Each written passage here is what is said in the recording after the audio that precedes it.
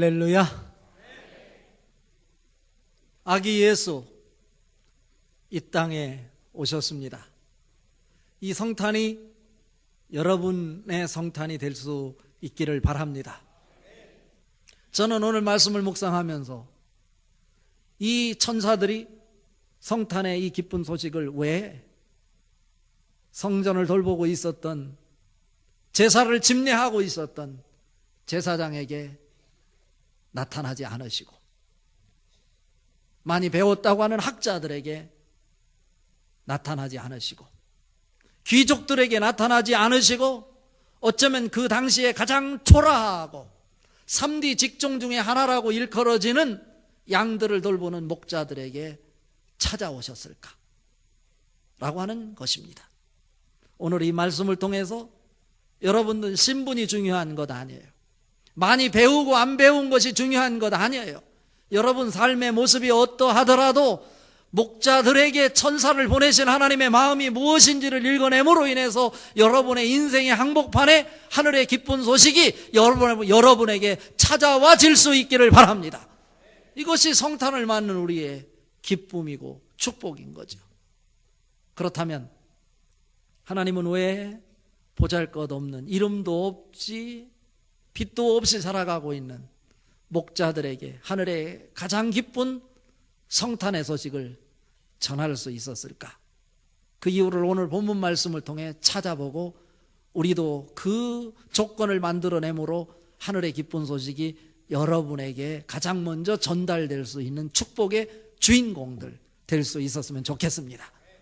첫 번째로, 사명을 발견하고 그 일에 성실한 모습이었기 때문입니다. 목자들은 내세울 것이 없고, 어쩌면 당시에 가장 밑바닥 사람으로서 남들이 꺼려하고 그 일을 함에 있어서 부끄럽게 생각하는 직업 중에 하나였지만, 그 일이 하나님께서 자기에게 맡겨주신 사명이라 생각하고 그 일에 대해서 자부심을 가지고 이마에 땀을 흘리며 성실함으로 최선을 다하고 있을 때 하나님께서는 그런 사람을 주목하셨고 그들에게 하늘의 성탄의 기쁜 소식을 가장 먼저 전달하셨다. 하나님의 축복 아닙니까? 자, 오늘 읽은 말씀 중에 8절 말씀 같이 읽어봅니다. 그 지역의 목자들이 밤에 밖에서 자기 양떼를 지키더니 입니다. 아주 고요한 밤이었습니다. 사람들은 하루 종일 일을 하고 피곤한 몸 쉬기 위해서 잠을 청하고 있었을 것입니다. 요즘으로 바꿔서 말하면 어쩌면 TV 앞에서 연예대상 프로그램을 바라보면서 지켜보면서 즐기고 있었을지 모릅니다.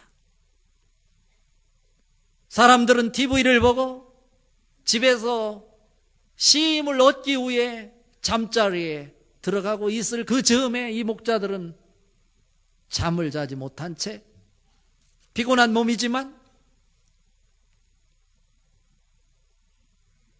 눈은 감기지만 목자들을 돌보는 일이 자기가 해야 될 하나님이 주신 사명이라고 생각되어 추운 날씨이지만, 아무것도 보이지 않는 캄캄한 밤이지만 양떼들을 지키는 일에 목숨을 걸고 충실했다라고 하는 말씀입니다. 양을 한번 생각해 보십시오.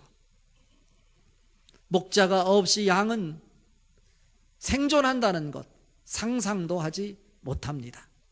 목자가 자기들을 지켜주기에 호시탐탐 목자의 눈치를 보며 양들을 지켜보고 있는 이리떼들이 있고요, 사자들이 있어요. 목자를 지키는, 양을 지키는 목자가 한눈 파는 동안에 이 이리떼와 이 사자들은요, 그 순간을 놓치지 않고 양들에게 달려와서 양의 목을 땁니다. 그리고 물고 달아납니다. 그러게 목자는 한순간도 시선을 양으로부터 돌릴 수 없어요. 이 양들은 어떤 양입니까? 자기 양도 아닙니다. 학자들에 의하면 이 양의 주인은 한 명도 아니고 여러 명이 주인이었을 것이다. 여러 사람이 이 양들을 이 목자들에게 맡기고 자기들은 집에서 편안히 쉬고 있는 것입니다. 양이 상처가 나고 양이 사자에게 잡혀가고 이러면은 이 목자들이 그 양을 대신 보상해야 돼요.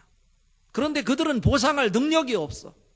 그러니까 그들은 한시도 마음 놓을 수 없고 시시때때로 양들이 무슨 일이 일어나지 않는지 그들을 주목하면서 그들을 지켜야만 되는 것, 사명이 아니고는 할 수 없는 것입니다. 그러기에 그들은 성실하게 그 일을 하고 있는 것입니다. 사무엘상 16장에 보면 다윗이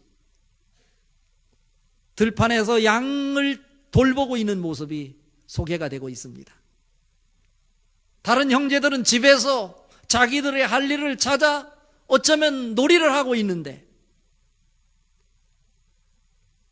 그 집에 다윗만은 양을 돌보고 있었어요. 선지자 사무엘이 이스라엘의 2대 왕을 세우기 위해 다윗의 집인 이새를 찾아왔을 때 그 형제들은 있었는데 다윗은 없었어요. 이들이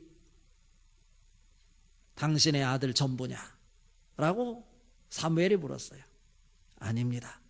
밖에서 양을 돌보고 있는 다윗이 있기는 하지만 이새의 마음에 들지도 않았어요. 자기 아버지의 마음에 들지도 않아 형제들 중에 대표로 내세울 만한 외형적인 모습이 전혀 없었던 사람이 다윗입니다. 그런데 다윗이 들판에서 양을 돌보는 것, 자기에게 맡겨진 사명이라 생각하고 성실하게, 형들은 다른 곳에서 놀고 있었지만 자기에게 맡겨진 일에 최선을 다하며 이마에 땀을 흘리고 있을 때 선지자 사무엘은 다윗에게 기름을 부어 이스라엘의 왕으로 세워주셨습니다. 멋지지 않습니까? 구약 성경을 대변할 수 있는 가장 위대한 선지자 중 한 사람 모세는 어떻습니까?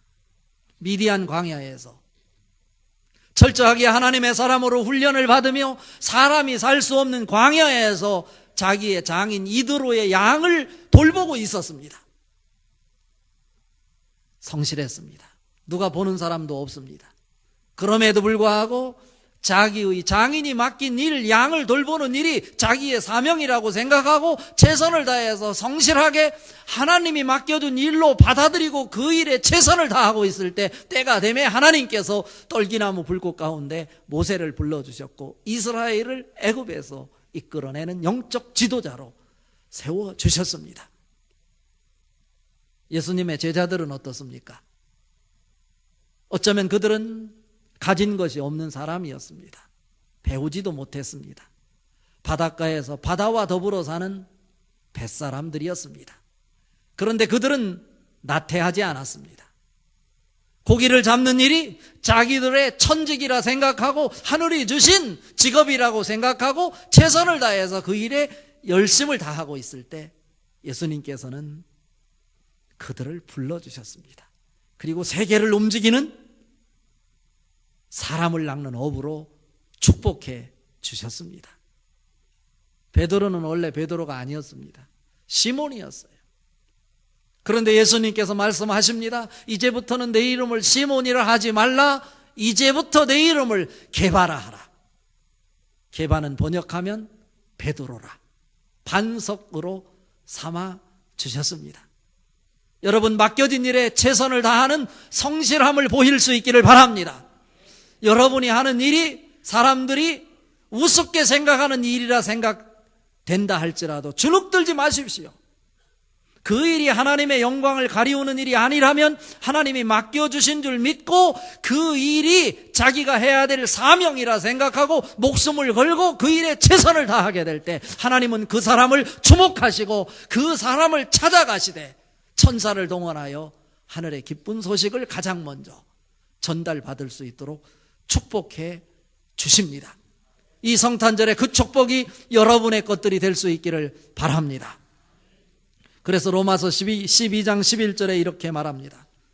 부지런하여 게으르지 말고 열심을 품고 주를 섬기라고 말입니다. 동방 박사들은 별을 보고 하기를 찾아갔어요. 그러나 오늘 목자들은 자기의 맡겨진 일에 사명으로 성실을 다해서 최선을 다할 때 천사들이 찾아와서 성탄의 노래를 불러주었다고 말씀드렸습니다. 직업이 비록 남들이 눈여겨볼 만한 것이 아닐지라도 최선을 다하는 모습이 있어져야 됨을 오늘 말씀은 우리에게 가르쳐 줍니다. 고린도전서 4장 1절 2절에 이렇게 말씀합니다. 사람이 우리를 마땅히 그리스도의 일꾼이요 하나님의 비밀을 맡은 자로 여길지어다. 그리고 맡은 자들에게 구할 것은 충성이니라. 여러분이 어느 곳에 서 있든지 여러분에게 주어진 일이 하나님이 주신 사명이라 생각하고 그 일에 성실하게 임함으로 그곳에서 하나님의 영광이 나타나고 여러분의 수고와 노력으로 인해서 그곳이 기쁨으로 평화로 만들어질 수 있는 그 공간의 주인공들 될 수 있기를 주님의 이름으로 축복합니다. 두 번째로, 목자에게 하나님께서 천사를 보내서 하늘의 기쁜 소식을 전해준 이유는 다른 것이 아니라 땅의 영광이 아니라 하늘의 영광을 말하는 자이어야 된다라고 하는 것을 알려주기 위해서였습니다. 오늘 읽은 9절 말씀 같이 한번 읽어봅니다. 주의 사자가 곁에 서고 주의 영광이 그들을 두루 비춤에 크게 무서워하는지라 입니다. 목자들이 자기에게 맡겨진 일이 하나님의 사명이라 생각하고 춥지만 열심히 성실하게 최선을 다해서 양을 돌보고 있었습니다. 그때 하나님께서 보낸 천사가 그들 곁에 서고입니다. 그들에게 찾아갔어요. 천사가 그들이 이마에 땀을 흘리며 성실하게 일하는 곳 주목하고 계셨다가 하나님이 보낸 천사들이 그들 곁에 서고입니다. 오늘 섰어요. 여러분이 일할 때마다 하나님이 보낸 천군 천사가 여러분 곁에 서 있는 것이 느껴질 수 있기를 바랍니다. 하나님이 보낸 천사가 여러분 앞에 서기만 하면 어떤 일이 일어나냐? 오늘 본문 9절에 나오잖아요. 뭐라고요? 주의 사자가 곁에 서고 주의 영광이 그들을 두루 비추매입니다. 더 glory of the Lord shine 빛난다 around them. 더 glory of the Lord가 하나님의 영광이 여러분이 서 있는 곳에서 여러분 때문에 여러분 주위를 두루 비출 수 있는 역사가 나타날 수 있기를 바랍니다.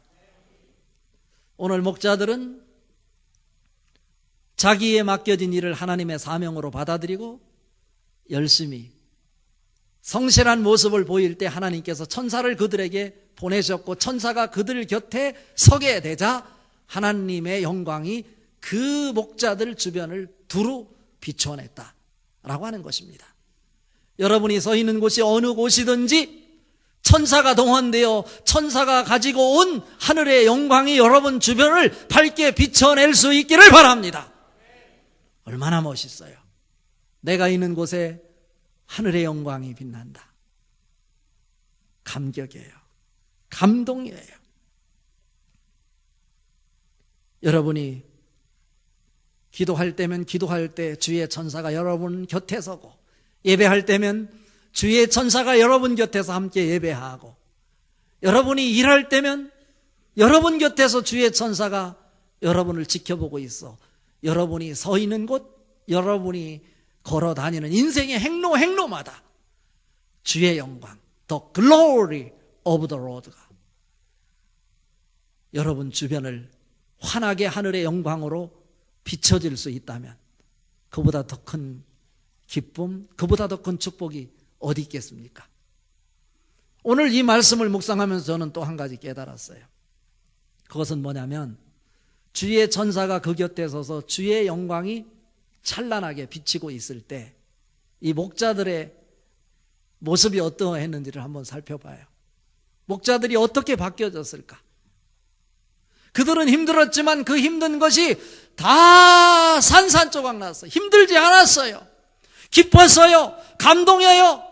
나같이 보잘것없는 세상 사람들이 가장 천한 직업이라고 생각하고 손가락질을 하고 있는데 하나님께서 나를 기억하시고 나의 삶의 현장에 천사를 보내주셨다니, 그 인생 새로운 거예요. 새롭게 시작되는 인생이 이 성탄절에 여러분 삶 속에 새롭게 만들어질 수 있기를 바랍니다. 그런데 중요한 것은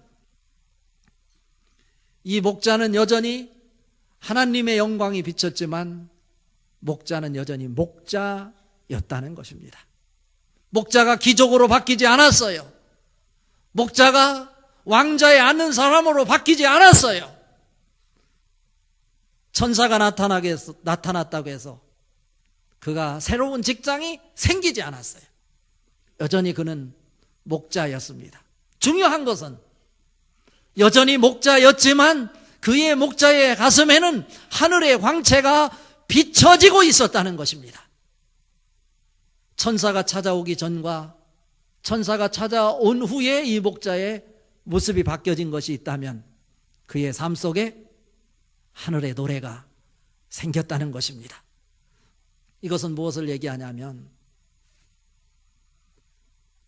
성탄은 하늘의 영광을 가슴에 품고 사는 모습이어야 한다라고 하는 것입니다. 유대인들이 예수님이 이 땅에 오셨음에도 불구하고 성탄을 성탄으로 맞이하지 아니하고 여전히 메시아를 기다리며 살고 있는 것은 무엇 때문이냐면 하늘의 영광을 보지 못하고 땅의 영광을 취하려고 하기 때문에 그런 것입니다. 여러분, 하늘의 영광을 품고 사는 사람이 되기를 바랍니다. 이것은 무엇을 얘기합니까? 우리가 땅을 품고 사는 사람이 아니라, 땅에서 영광을 찾는 사람이 아니라 하늘의 영광을 품고 하늘의 영광을 드러내며 사는 사람이 되어야 됨을 가르쳐주는 말씀입니다. 그래서 골로새서 3장 1절 이하에 이렇게 말씀합니다. 너희가 그리스도와 함께 다시 살리심을 받았으면 위의 것을 찾으라. 거기는 그리스도께서 하나님 우편에 앉아 계시느니라. 위의 것을 생각하고 땅의 것을 생각하지 말라. 이는 너희가 죽었고래요. 뭐가 죽어야 돼? 내 교만이 죽어야 된다는 거예요. 내 잘남이 죽어야 된다는 거예요. 내가 특별하다고 생각하는 것이 죽어야 된다는 거예요. 이는 너희가 죽었고 너희 생명이 그리스도와 함께 하나님 안에 감추었음이니라 입니다. 여러분, 하나님의 영광을 품고 살되 땅의 영광을 취하기 위해 혈안이 되어 있는 사람이 아니라 하늘의 영광을 드러내며 하늘의 사람으로 살아갈 수 있기를 바랍니다. 이 성탄절에 우리에게 주시는 메시지예요. 고린도후서 4장 6절에 말합니다. 어두운데 빛이 빛이라 말씀하신 그 하나님이 예수 그리스도의 얼굴에 있는 하나님의 영광을 아는 빛을 우리 마음에 비추셨느니라. 이미 예수가 이 땅에 오심으로 여러분 마음속에 하늘의 빛을 비춰주셨습니다. 이제 하늘의 빛을 품고 하나님의 영광을 만들어내며 살 수 있는 여러분 될 수 있기를 바랍니다. 오늘 말씀의 결론입니다. 바로 그곳에서 영광과 기쁨의 표적을 보이는 사람이어야 한다입니다. 오늘 12절 말씀 같이 읽어봅니다. 너희가 가서 강보에 쌓여 구유에 뉘어 있는 아기를 보리니 이것이 너희에게 표적이니라 하더니입니다. 표적이다 이거예요. 표적은 무엇입니까? 가난한 자가 부자가 되는 것이 표적이 아닙니다. 천한 자가 귀족이 되는 것이 표적이 아닙니다. 사람이 살 수 없을 것 같은 냄새가 나고 지저분한 곳이지만 그 구유에 생명의 양식으로 오신 예수 그리스도가 너에게 표적이다 라고 말씀하시는 것입니다. 우리는 육체를 입었기에 양식을 먹지 않고는 살 수 없습니다. 양식을 먹어도 영원히는 살 수 없습니다. 제한된 시간 속에서만 살 수 있습니다. 여러분, 구유 없이 양식이 있을 수 없습니다. 구유는요, 생명의 양식을 담아내는 그릇입니다. 예수님께서 구유에 오셨다는 것은 이런 영적 의미가 있습니다. 영원한 생명의 양식이 되어주신다. 그래서 요한복음 6장에 보면 스스로 자신을 가리켜서 나는 생명의 떡이다, 나는 하늘로부터 내려온 생명의 떡이니 이 떡을 먹는 자마다 죽지 않고 다시 살아나리라, 다시 살아나리라 말씀하셨어요. 우리 인생에 무엇이 표적이겠습니까? 다른 것이 아닙니다. 사이에 출세하는 것이 표적이 아닙니다. 병든 자가 고침을 받는 것이 표적이 아닙니다. 표적은 제한된 인생 속에 제한된 삶을 살 수밖에 없었던 우리에게 영원한 생명의 양식으로 오신 예수 그리스도가 여러분에게 표적이 되어야 합니다. 그것은 이 성탄이 내 가슴 속에서 만들어져야 된다라고 하는 것을 말씀합니다. 예수님은 아기로 오셨어요. 구유에 오셨어요. 아기는 아무것도 할 수 없어요. 스스로 아무것도 할 수 없어요. 아기 예수가 표적이 되게 하라는 말씀은 무슨 말씀입니까? 내가 하나님 앞에 아무것도 할 수 없다는 겸손의 자리에 서 있는 사람만 아기 예수를 생명으로 받아들일 수 있고, 겸손의 자리에서만 아기 예수가 표적이 될 수 있다라고 하는 것입니다. 겸손은 뭡니까? 내가 아는 것이 많이 배웠다 할지라도 내가 아는 것이 많지 않고, 내가 알고 있는 것조차도 왜곡된 진리여서 언젠가는 바뀌어질지도 모른다는 것을 받아들이는 태도를 우리는 겸손이라고 합니다. 여러분이 갖고 있는 경험을 고집하지 마십시오. 여러분이 가지고 있는 지식을 대단한 것이라고 생각하지 마십시오. 여러분이 가지고 있는 지식은 왜곡된 지식일 수 있습니다. 하나님 앞에서 철저하게 바사지고 깨져야 됩니다. 하나님 앞에 나는 죄인이고 아무것도 할 수 없다. 구유에 나신 예수는 아무것도 할 수 없었습니다. 그러나 그 속에는 우리를 영원히 살려낼 수 있는 생명력이 있었습니다. 그 아기 예수가 여러분 가슴 속에 성탄으로 태어날 수 있기를 바랍니다. 그래서 여러분의 인생을 변화시키고 여러분 삶 속에 영원히 살 수 있는 천국을 소유하여 하늘의 영광을 하늘의 빛으로 드러내며 살아갈 수 있는 성도들 될 수 있기를 바랍니다. 오늘 목자들은 이 소리를 듣고 지체할 수 있었어요. 그런데 이 목자들이 이 소식을 듣고 지체하지 않았다는 거예요. 오늘 읽은 말씀 16절 말씀 그리고 20절 말씀 같이 한번 읽어봅니다. 빨리 가서 마리아와 요셉과 구유에 누인 아기를 찾아가서 20절 목자들은 자기들에게 이르던 바와 같이 듣고 본 그 모든 것으로 인하여 하나님께 영광을 돌리고 찬송하며 돌아가니라 입니다. 여러분의 인생의 모습일 수 있기를 바랍니다. 이 기쁜 소식, 아기 예수가 여러분에게 영원한 생명의 주인공 표적이라는 사실을 기억하고 지체하지 마시고 세상의 것 붙잡고 여전히 교만한 자로 살아가지 마시고 이 말씀 성탄절을 맞이해서 빨리 여러분 발걸음을 옮길 수 있기를 바랍니다. 그리고 그 일로 인하여 성탄으로 인하여 여러분이 하나님의 영광 가운데 지극히 높은 곳에서는 하나님께 영광이요 땅에서는 하나님이 기뻐하신 사람들 중에 평화로다 하니라 말씀하셨습니다. 모든 사람에게 평화가 아니에요.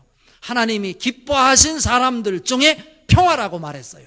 여러분 하나님이 원하시는 목자들을 통해서 배우는 영성이 오늘 또 여러분에게 다시 회복되고 살아나서 여러분이 처해져 있는 그 자리에서 하나님의 영광을 드러내며 살 수 있는 하늘의 축복의 주인공들 될 수 있기를 주님의 이름으로 축복합니다.